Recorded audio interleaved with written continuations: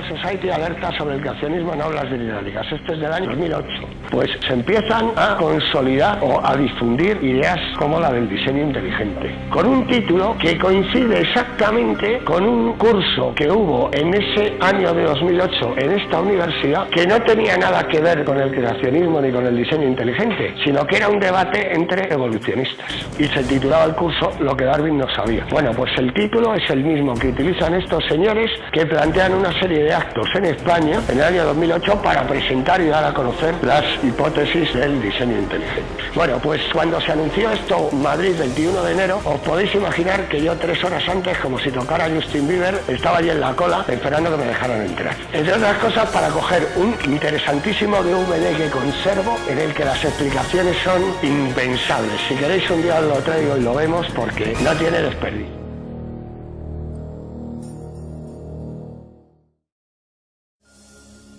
Cuando observo máquinas moleculares o el proceso increíblemente complejo por el que se dividen las células, debo preguntarme, ¿es posible que haya una inteligencia detrás de todas estas cosas? ¿Que haya un plan y un propósito para esta estructura? La ciencia debería ser una investigación en búsqueda de la verdad acerca del mundo. En tal caso, no deberíamos prejuzgar lo que pudiera ser verdad. No deberíamos decir, no me gusta esta explicación, pues la dejo de lado. Cuando topamos con un enigma de la naturaleza, deberíamos aplicarle todas las posibles causas que lo pudieran explicar. Uno de los problemas con la teoría de la evolución es que excluye artificialmente un tipo de causa incluso antes de que la evidencia haya tenido la posibilidad de hablar. Y la causa que se excluye es la inteligencia. El documental lo que dice respecto al naturalismo metodológico es que excluye la inteligencia o el diseño previo como causa de algo, y que por lo tanto esto es un fallo de todo el marco que supone el naturalismo metodológico y por lo tanto también de la teoría de la evolución que se deriva utilizando estos métodos. Hola, soy Saúl Ares, científico titular del Centro Nacional de Biotecnología del CSIC en Madrid, y hoy os voy a hablar de La clave del misterio de la vida, un documental que intenta presentar los puntos de vista del creacionismo como algo científico, y en particular sobre la parte concreta de este documental que habla del diseño inteligente e intenta presentarlo como una alternativa válida a las visiones más aceptadas por la ciencia en la actualidad.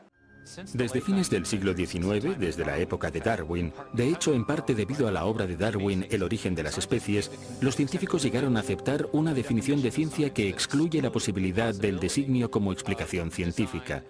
Y esta convención tiene un nombre. Se llama naturalismo metodológico. Y significa sencillamente que si uno va a ser científico, debe limitarse a explicaciones que recurran solo a causas naturales. No se puede invocar a la inteligencia como causa. Este documental empieza criticando, como no, la teoría de la evolución, y para hacerlo la engloba en un marco más amplio, que es el marco del naturalismo metodológico. El naturalismo metodológico es, digamos, el método que utilizamos los científicos para intentar derivar información a partir de causas naturales. Más concretamente, es un marco para adquirir conocimiento en el que se buscan explicaciones en lo que se puede observar, probar, replicar, verificar, en cosas que podamos hacer experimentos o que podamos de alguna forma inferir que son una causa de algo. No es cierto que el naturalismo metodológico excluya como causa de algo el diseño, la inteligencia o algo así. Se entienda lo que se entienda por estos conceptos tan abstractos. Bueno, pues esto es un ejemplo de falacia del hombre de paja, que es un tipo de falacia en que recurren muy abundantemente este tipo de personas que defienden el creacionismo y este tipo de ideas para intentar confundir un poco a su audiencia. Lo que dice es algo muy distinto, que las causas de algo las podemos buscar solo en lo que somos capaces de ver, de medir, de verificar, de probar, porque si la causa de un fenómeno no podemos inferirla de alguna forma, pues nos la tenemos que inventar. En ese caso, si vemos algo tan complicado que no entendemos cuál es su causa y por ello decimos que está diseñado o que está producido por una inteligencia, no estamos resolviendo nuestro problema. Nos estamos inventando una respuesta y haciendo una nueva pregunta. Y esa inteligencia, ese diseño, ¿de dónde viene? Y sin embargo, constantemente deducimos la presencia de inteligencia. Es parte de nuestro razonamiento reconocer los efectos de la inteligencia. Consideremos, por ejemplo, estos jeroglíficos tallados en las ruinas de monumentos egipcios. Nadie atribuiría las formas y ordenaciones de estos símbolos a causas naturales, como tormentas de arena o la erosión. Más bien, las reconocemos como obra de antiguos escribas, unos agentes humanos inteligentes. Un razonamiento similar nos lleva a concluir que las misteriosas figuras de piedra de la isla de Pascua no se formaron por la acción del viento y del agua durante largos espacios de tiempo. Tampoco pretendemos que las plantas puedan adquirir estas formas tan familiares sin alguna clase de conducción inteligente. Constantemente hacemos estas inferencias y sabemos que son correctas, pero la cuestión es, ¿en base a qué sacamos estas conclusiones? ¿Cuáles son los rasgos que nos permiten reconocer la inteligencia?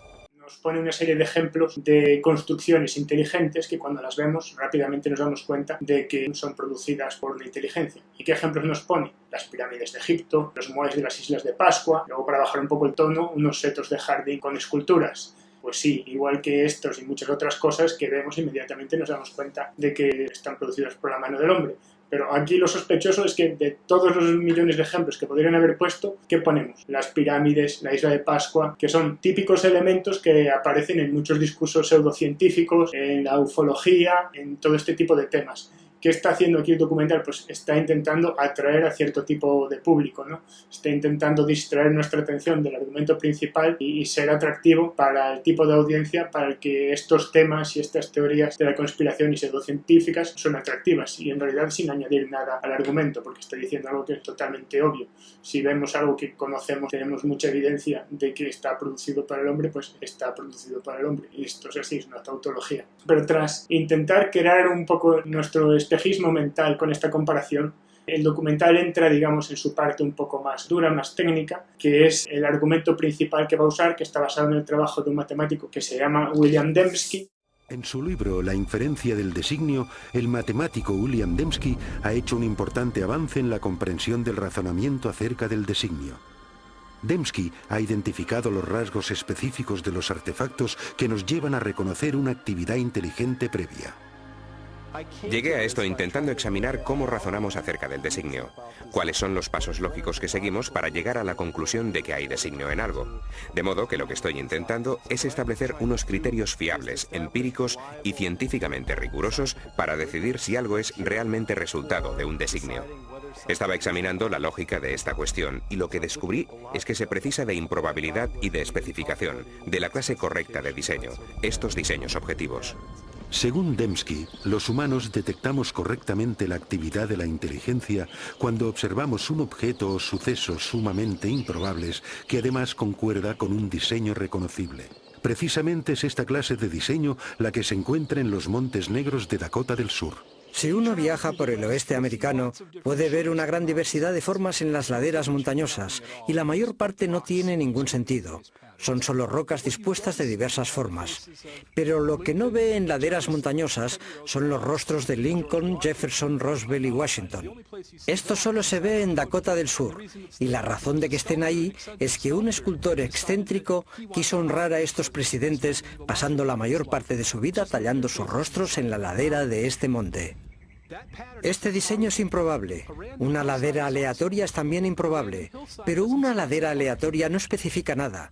Pero sabemos que hubo 4 personas que fueron presidentes de los Estados Unidos, que tenían unos rostros determinados, y estos rostros en las montañas de Dakota del Sur concuerdan con los que aparecen en otras partes. Si miro los rostros, reconozco al momento que concuerdan con los de los 4 presidentes conocidos por las monedas o retratos en la National Gallery o por ilustraciones en libros. Y así comprendo que en el monte Rushmore no solo tenemos una configuración rocosa sumamente improbable, sino una que concuerda con un diseño dado independiente y que indica inteligencia de forma fiable.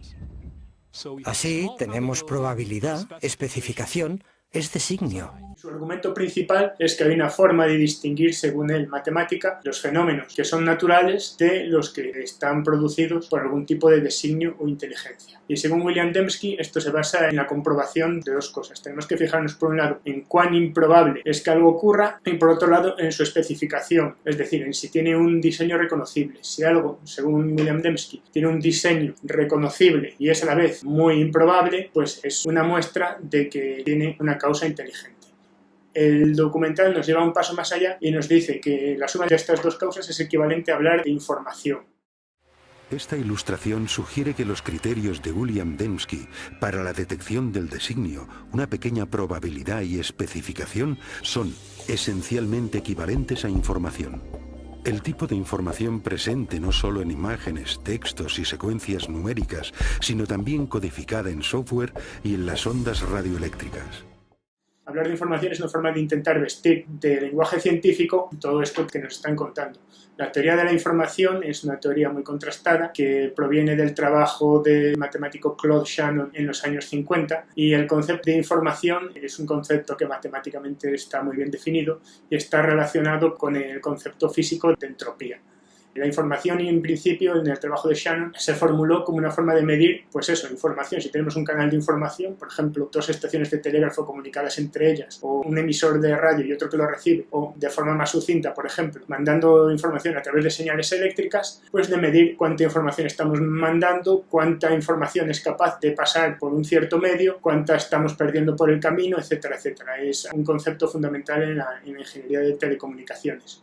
Y a partir de ahí pues ha encontrado aplicación en muchos otros aspectos de la ciencia, donde hoy en día es efectivamente un concepto muy importante. Pero el documental tampoco entra a explicarnos muy bien a qué se refiere información ni qué no, sino que nos suelta ahí esa palabra para que todo suene más científico e inmediatamente nos lleva a un ejemplo que también es bastante central en su argumentario, que es el ADN. Según ellos, la molécula de ADN es increíblemente compleja, tiene muchísima información y es un ejemplo de que una configuración de una molécula de ADN es altamente improbable y además tiene un diseño reconocible, con lo cual necesariamente la molécula de ADN implica que tiene un diseño inteligente, que no puede haber aparecido por evolución natural y por selección como acepta la ciencia mayoritaria.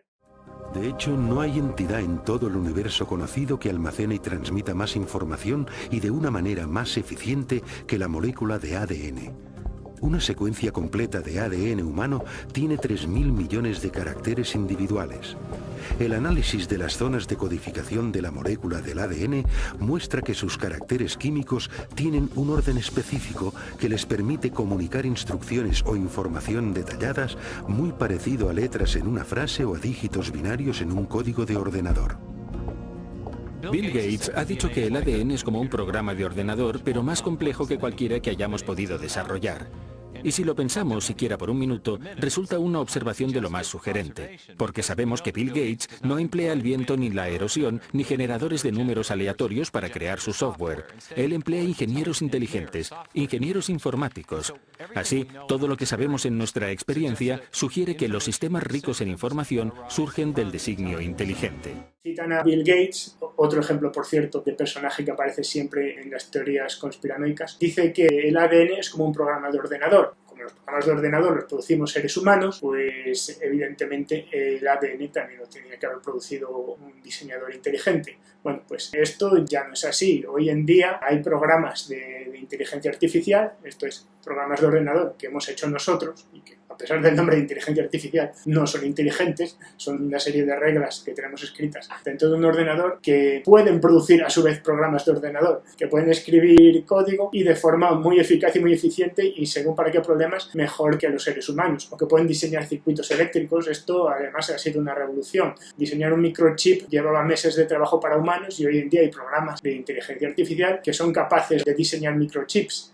Otra cosa que veríamos en principio y entenderíamos como un diseño reconocible que procede de algo inteligente. Bueno, pues aquí ya procede de algo inteligente de segunda mano. Inteligente fueron los que diseñaron el programa, que luego el programa es capaz de diseñar estas cosas, estos microchips u otros programas que es capaz de escribir y que realmente los humanos no somos capaces de desentrañar muy bien cómo funcionan. Ya hoy en día la inteligencia artificial, que recordemos, a pesar del nombre inteligencia, no es una inteligencia, es programas de ordenador muy sofisticados que tenemos, es capaz de hacer cosas tan complejas que nos cuesta a nosotros mismos entender cómo funciona. Un ejemplo que va a ser revolucionario en los próximos años es que Google ha presentado un programa que a partir de la estructura de una proteína, que básicamente viene a ser la información que está escrita en el ADN de cuáles son los ingredientes y cómo tienen que ir colocados para producir esa proteína, pues es capaz de deducir su estructura tridimensional, porque las proteínas tienen una estructura en 3 dimensiones que es lo que al final es relevante para su función. Y ese problema era muy difícil de resolver. Los seres humanos, con todas las mejores teorías simuladas simulaciones y utilizando nuestra propia inteligencia, no éramos capaces con suficiente exactitud predecir cuál va a ser la estructura de una proteína, y ahora, gracias a estos nuevos métodos de inteligencia artificial, en un altísimo porcentaje de casos se predice y muy bien, y ni siquiera somos capaces de entender muy bien cómo este programa lo hace, y sin embargo no hay nada mágico, no hay nada de diseño, no hace falta recurrir a una inteligencia superior. Sabemos cuáles son los ingredientes, sabemos cuál es la forma en que este algoritmo funciona.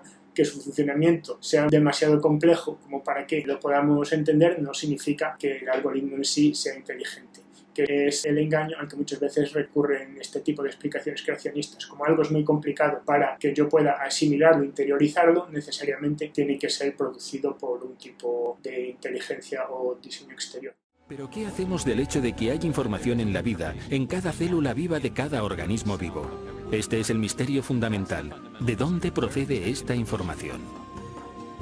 Durante los últimos 15 años, el filósofo y científico Stephen Meyer ha estado trabajando para dar respuesta a esta pregunta. Meyer ha desarrollado un argumento para demostrar que el designio inteligente proporciona la mejor explicación para el origen de la información necesaria para construir la primera célula viva. Forma parte de nuestra base de conocimiento que los agentes inteligentes pueden producir sistemas ricos en información, de modo que este argumento no se basa en lo que no sabemos, sino que se basa en lo que sí sabemos acerca de la estructura de causa y efecto del mundo.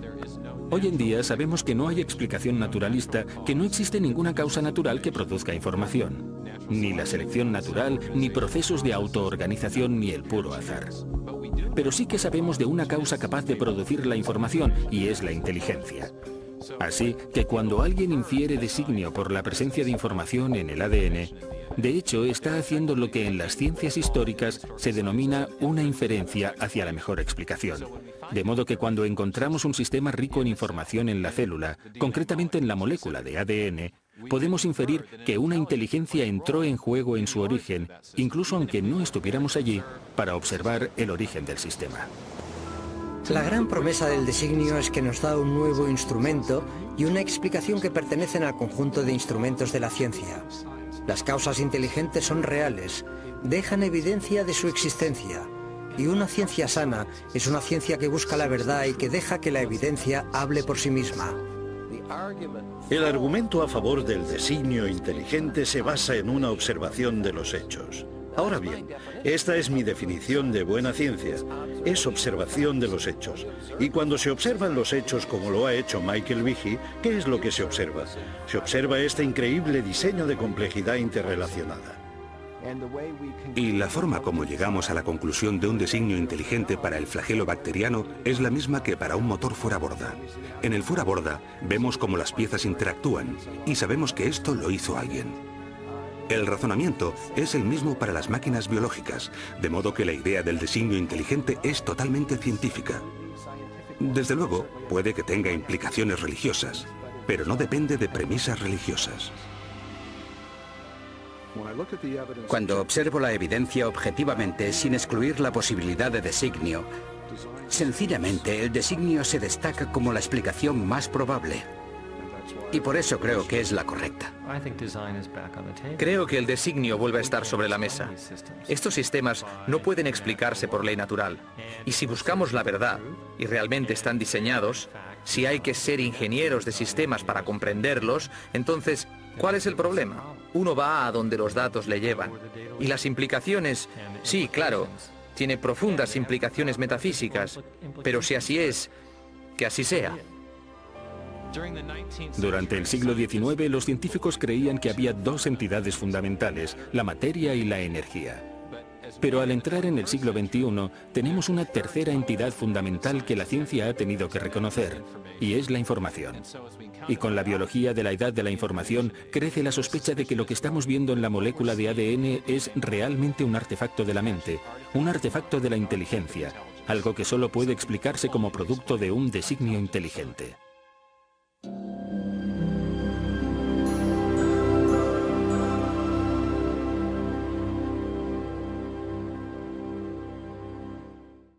Bueno, pues aquí de nuevo estamos encadenando varias falacias, cosas engañosas, medias verdades y mentiras enteras. Para empezar, es cierto que en la medida de información, en el sentido de información matemática, en la teoría de Shannon, por ejemplo, pues efectivamente una molécula de ADN tiene muchísima información. Eso es así y no tiene nada de extraño porque ese es de hecho su trabajo. Es la parte de la célula en que se guarda la información. Ahora, que eso fuese un diseño reconocible, como dicen ellos, pues ya es algo más dudoso, ¿no? Recordemos que llevó muchos años de trabajo ser capaces de entender cuál es la estructura del ADN y una vez que eso se entendió, gracias al trabajo de muchos científicos y científicas, pues todavía llegó una parte más que fue entender qué es lo que codificaba esa estructura, qué es lo que significaba, digamos, las letras del ADN, cómo formaban palabras y cómo especificaba ahí la información de lo que van a ser las proteínas, de lo que van a ser los constituyentes de la célula. Y eso a su vez llevó mucho más trabajo. No fue algo que fuera inmediatamente reconocible como un patrón. El argumento entonces de presentarnos al ADN ya como un patrón muy complejo e inmediatamente reconocible como algo creado, nos damos cuenta del argumento circular. Es reconocible, por lo tanto es creado, por ello es reconocible como algo que tiene un diseño. Y este argumento lo llevan a otra frase que se dice textualmente en el documental, que es que de forma natural no se puede producir información. Esta frase la dicen literalmente en el documental y es directamente falsa, es mentira. ¡Eso es mentira, sombrana! O es mentira según como la queramos entender. Si de nuevo explotamos un poco la relación entre información y entropía, podemos recurrir al segundo principio de la termodinámica. En esta casa obedecemos las leyes de la termodinámica. El segundo principio de la termodinámica nos dice que en un sistema termodinámico cerrado y en equilibrio, la entropía solo puede crecer, que traduciéndolo un poco libremente al lenguaje de información significa solo se puede perder información. ¿Cuál es el problema? Este principio habla de un sistema muy determinado. Tiene que ser un sistema aislado del exterior y en equilibrio termodinámico.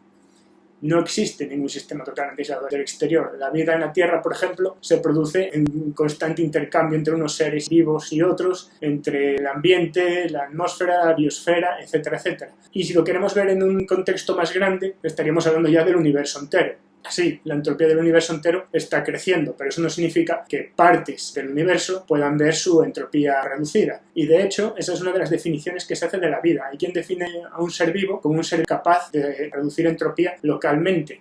¿Por qué? Porque recordemos que el segundo principio hablaba de sistemas en equilibrio, pero los seres vivos, por definición, son seres que están absolutamente fuera del equilibrio termodinámico, no pueden estar más lejos. Todos los seres vivos necesitan un aporte de alimentos, de energía, y a su vez producen excrementos, desechos, etc. Están constantemente intercambiando materia, energía e información con su ambiente. No hay nada que esté más lejos del equilibrio que un ser vivo. Por lo tanto, un ser vivo a base de consumir energía sí que es capaz de reducir su entropía, de aumentar su orden, digamos, y de esa forma producir todas las células, órganos, reacciones metabólicas que conocemos, todo lo que caracteriza la vida, pagando un precio, y ese precio es que necesita energía para ello. Pero a partir de ello es capaz de reducir entropía o de, si queremos, producir información. Y de hecho lo podemos ver de una forma muy sencilla. La formación de un nuevo ser vivo, el desarrollo embrionario, procede de una única célula. Sí, esa célula tiene dentro el ADN del futuro ser vivo, pero ahí hay muchísima información que no está. El ADN tampoco es la información completa de lo que va a ser un ser vivo. Hay muchas otras cosas que determinan cómo va a ser un ser vivo una vez desarrollado. Y todo ese desarrollo embrionario que se va a producir a base de consumir energía según el embrión se va desarrollando y el animal va creciendo, pues va a hacer disminuir mucho, digamos, la entropía del propio ser vivo, va a ir añadiendo más y más capas de información según vamos produciendo nuevos órganos. Estos órganos se van desarrollando entre ellos, empiezan a funcionar. En un ser, digamos, como los seres humanos, además se acabará formando el cerebro, que en sí mismo es una máquina de guardar información y memoria impresionante, que en un principio no está ahí, no es una información genética, lo que tenemos en nuestra memoria no está escrito en nuestro ADN y somos capaces de hacerlo porque somos capaces de consumir energía y utilizar esa energía para reducir nuestra entropía, para producir información. Con lo cual el argumento es absolutamente falso y además se basa en procesos naturales que están muy bien entendidos. El argumento que siempre recurren este tipo de gente es presentar algo lo suficientemente complicado como para que su audiencia pueda no darse cuenta del juego de trilero que están haciendo, aunque sea complejo, sí es algo que se puede entender. Si nos parece que un ser vivo es demasiado complicado para entender esto, pues lo podemos ver con otros sistemas muchísimo más sencillos. Yo os recomiendo que busquéis vídeos e imágenes que hay muy buenas en internet sobre, por ejemplo, reacciones químicas oscilantes o reacciones químicas que forman patrones. Por ejemplo, la reacción de Belousov-Zhabotinsky, que es una muy famosa, o reacciones químicas que producen patrones de Turing, patrones de tipo laberinto o cosas así. Empezamos a partir de un sistema que es totalmente homogéneo, pero en que unas reacciones químicas sencillas que se escriben en papel, totalmente entendidas, sin nada tan complejo que no pueda entenderse, pues da lugar, digamos, a una creación de información, a que se cree un patrón espacial que puede ser laberinto, un patrón de topos, de rayas, o un patrón espaciotemporal en que hay oscilaciones, etcétera, etcétera. Y estos sistemas químicos están perfectamente entendidos, no tienen nada de magia, no tienen nada de complejidad, totalmente irreducible, y no necesitan desde luego postular ningún tipo de inteligencia para que existan, y son así pues por lo mismo que ocurre en los seres vivos, porque se están produciendo fuera del equilibrio, y fuera del equilibrio pues este tipo de reacciones químicas, mientras consuman energía, pueden llevar a una situación en que se disminuye la entropía. Bueno, con esto termino, espero haberos explicado algo, un placer haber estado aquí.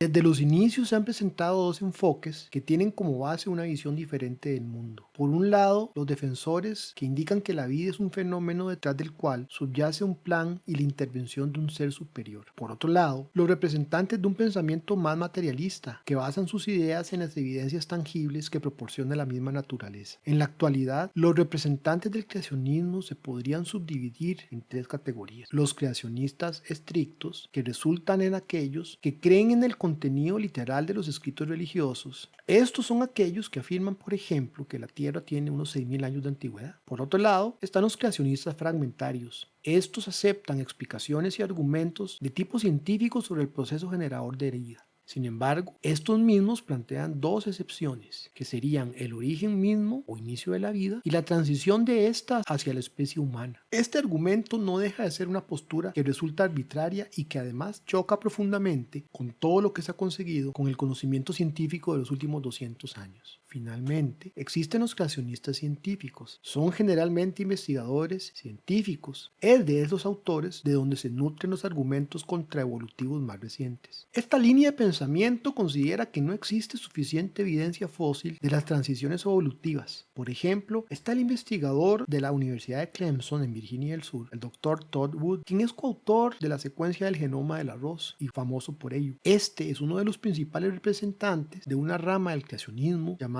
la baraminología o también sistemática de la discontinuidad, la cual a la fecha es considerada como una pseudociencia que trata de ofrecer una alternativa creacionista a la taxonomía de Linneo y a la cladística, basándose principalmente en una cosmovisión bíblica, en la Tierra joven. Esta variante del creacionismo admite parcialmente la evolución, pero siempre a partir de seres creados. Para esta corriente de pensamiento es importante señalar la discontinuidad que existe entre grandes grupos de organismos que marcarían las pautas de la creación. Así, habría un félido inicial que fue creado, del cual descenderían todos los félidos actuales por mutación y por selección natural. Félidos que no tienen ninguna relación con los cánidos, y estos cánidos descienden a su vez de un cánido ancestral, asimismo creado ex profeso. Y así para todos los grandes grupos taxonómicos. Tendríamos un Can Adán o un Félix Eva, y que son producto de la intervención divina en el origen de los tiempos. Sin embargo, este tipo de argumentos alrededor de la ciencia más materialista no se sostiene mucho a medida que se profundice en la bioquímica de las células y en el funcionamiento de las mismas. El problema de todas estas ideas es que su fundamento epistemológico es fundamentalmente diferente a las ideas a las que se accede por medio del método científico. En ellas existe un sesgo en el razonamiento que lleva a demandar una intervención divina en la evolución humana. Lo que persiguen los creacionistas es que el mundo vivo sea evidencia de la existencia de Dios. Pero, para bien o para mal, la existencia de Dios es un indecible e innegable, y no es posible contraponer la fe a la evidencia. Son dos ramas del pensamiento y de la acción muy distintas.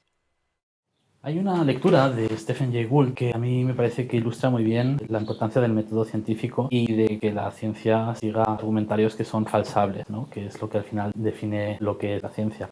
En el libro La sonrisa del flamenco de Gould hay un capítulo, el capítulo 6, que se llama El ombligo de Adán, en el que Gould nos cuenta la historia de un naturalista británico, Henry Gosset, que en 1857, o sea, en el siglo XIX, publicó un libro titulado Ómpalos, que por lo visto significa ombligo en griego. Y este señor Gosset intentaba reconciliar sus creencias profundamente religiosas con la ciencia de la época, especialmente la ciencia natural, la geología y la biología, y quería reconciliar la cronología bíblica de la creación de la Tierra con los nuevos descubrimientos que se estaban haciendo, sobre todo en geología, con la interpretación de los estratos geológicos y los fósiles que se iban encontrando. Nuevos descubrimientos que apuntaban a una cronología muy antigua para la Tierra, muy superior a los 6.000 años que se proponían en el momento para la creación, según las escrituras. Lo interesante del argumento de Ómpalo es que coge a Adán, de la creación de Adán y Eva, del mito de Adán y Eva, y plantea que Adán fue creado con ombligo. En teoría no había ninguna necesidad de que Adán tuviera ombligo, ya que no había nacido de ninguna mujer y por tanto el ombligo, que es lo que queda cuando se corta el cordón umbilical, no tenía mayor necesidad de existir en alguien que no había nacido ni de un útero, ni de una mujer, ni había tenido un cordón umbilical que lo uniese.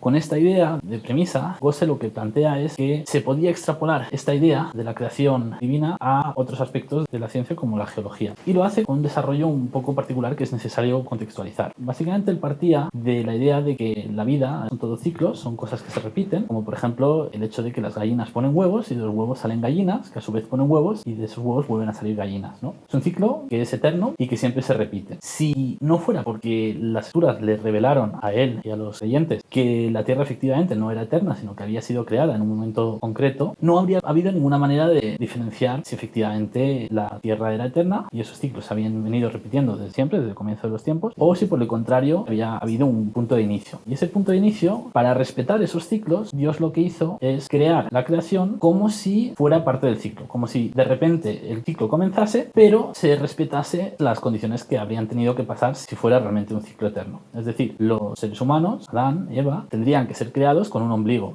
Y Gosset se dedica a poner una cantidad enorme de ejemplos a lo largo de más de 300 páginas explicando cómo eso tendría que suceder en todos los animales. Por ejemplo, habla de los hipopótamos, que tienen unos dientes que tienen un desgaste, ¿no? Para poder funcionar. Esos dientes, desde que el animal nace, pues se van desgastando porque van creciendo. Si no se desgastasen, crecerían tanto que no le entrarían en la boca a los hipopótamos. Y por tanto, Gosset decía que en el momento de la creación, aunque él crease animales de diferente edad, tendría que crear ya con unas características de desgaste como si efectivamente hubieran estado desgastando esos dientes, aunque no fuera el caso.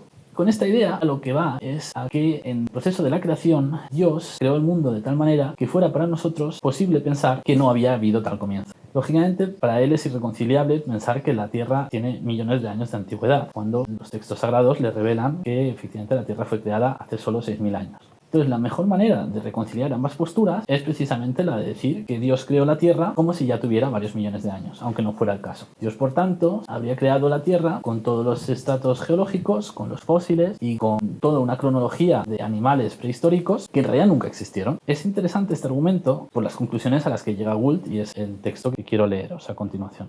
Pero, ¿qué es lo que es tan irremediablemente equivocado en Ómpalos? Solo, y tal vez paradójicamente, esto: que no podemos idear ningún mecanismo para comprobar si está equivocado o en lo cierto, por otra parte. Ómpalos es el ejemplo clásico de lo que es una idea totalmente incomprobable, ya que el mundo tendrá el mismo aspecto sean los estratos y los fósiles procrónicos o producto de una larga historia. Cuando comprendemos que hay que rechazar esta obra por este absurdo metodológico y no por ninguna imprecisión demostrable en los hechos presentados en ella, comprendemos la ciencia como mecanismo del conocimiento, y Ómpalos habrá desempeñado su papel como acicate intelectual. La ciencia es un procedimiento para poner a prueba y rechazar hipótesis, no un compendio de conocimientos ciertos. En su terreno existen afirmaciones que pueden ser incorrectas, como falsas proposiciones, sin duda, pero como proposiciones que cumplen el requisito metodológico fundamental de ser comprobables. Pero las teorías que, por principio, no pueden ser puestas a prueba no forman parte de la ciencia. El profundo error de Gosset yace en su incapacidad de apreciar esta característica esencial del razonamiento científico. Fue él quien clavó los clavos de su propio ataúd al subrayar continuamente que Ómpalos no cambiaba nada en la práctica. El mundo tendría exactamente el mismo aspecto con un pasado procrónico que con un pasado diacrónico. No se me ocurre, escribía, nada que haga necesario rechazar ni una sola de las conclusiones hoy aceptadas, a excepción de la cronología real. A aquellos que argumentaban que los coprolitos, segmentos fósiles, prueban la existencia de animales activos que se alimentaban en un pasado geológico real, Gosset les replicaba que igual que Dios podía crear adultos con heces en sus intestinos, también podía poner heces petrificadas en los estratos de su creación. Así pues, con estas palabras, Gose selló su destino situándose fuera del mundo de la ciencia. Con este ejemplo, que a mí se me quedó grabado cuando lo leí hace ya muchos años, creo que se entiende muy bien por qué postular ideas creacionistas como ideas científicas no es un argumento válido dentro de las ciencias. No es que no sea un ejercicio intelectual interesante y estimulante plantearse si existe Dios y si este Dios pudo o no pudo crear todo lo que vemos a nuestro alrededor, el mundo. El problema de estos argumentos es que en ningún caso va a ser posible demostrar su erroneidad. Es decir, para que algo sea científico, la clave es que tiene que existir un mecanismo por el cual nosotros podamos demostrar que esa hipótesis no es cierta. Y esto es precisamente lo que las teorías creacionistas no pueden ofrecer, porque para ellos es una verdad establecida que Dios creó el mundo y por tanto no hay ninguna manera de demostrar que eso no es así, porque es una cuestión de fe. Es por eso que los científicos rechazan admitir este tipo de teorías dentro de la ciencia. No porque no quieran creer en dioses o no quieran ser personas religiosas, que muchos de ellos lo son, sino porque comprenden que el método científico para permitir ese progreso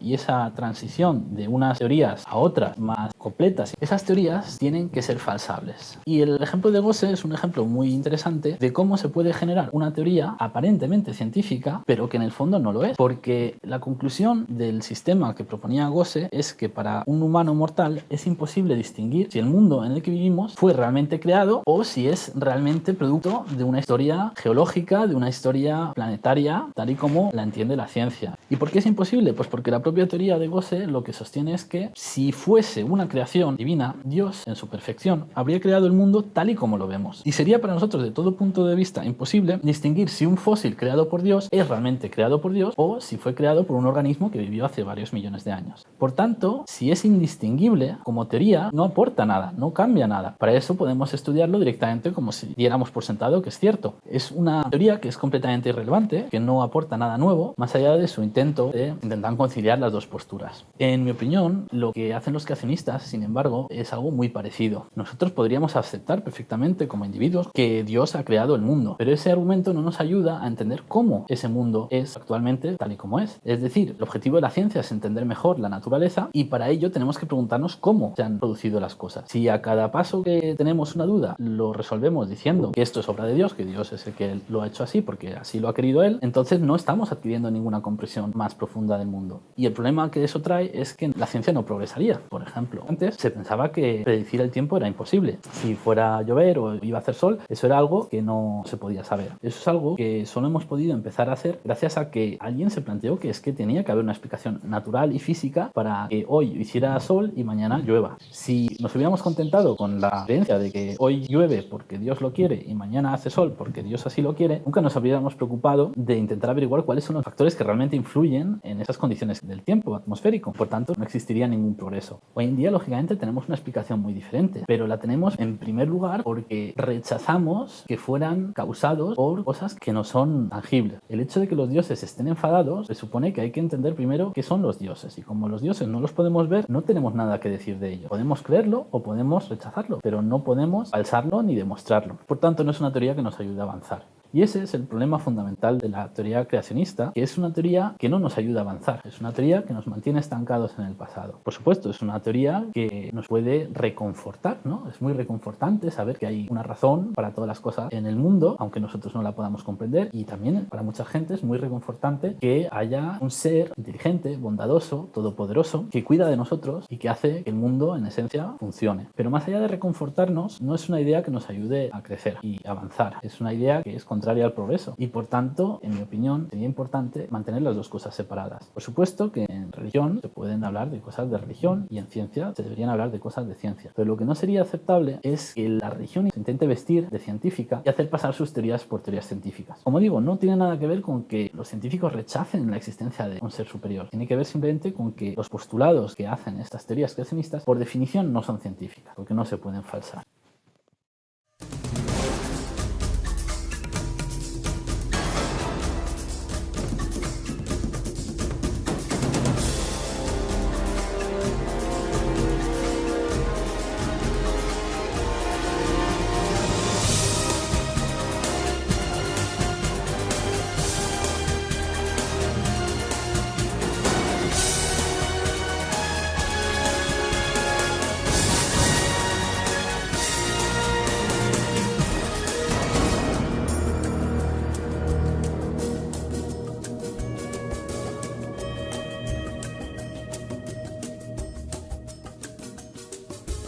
Chao.